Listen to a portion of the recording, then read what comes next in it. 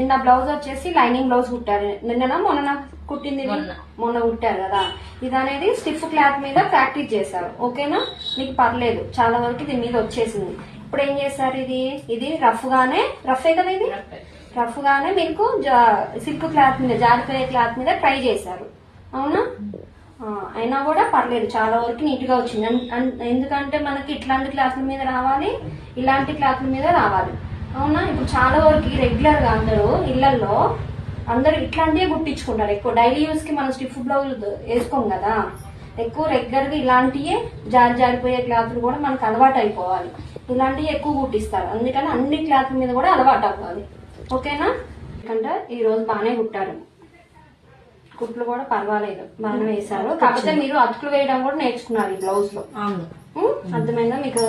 ఇదివరకు అతుకులు వేయమంటే అమ్మో నేను వెయ్యలేను అన్నారు. ఇప్పుడు ఈ బ్లౌజ్ ఓన్ బ్లౌజ్ అంటే బ్లౌజ్ పీస్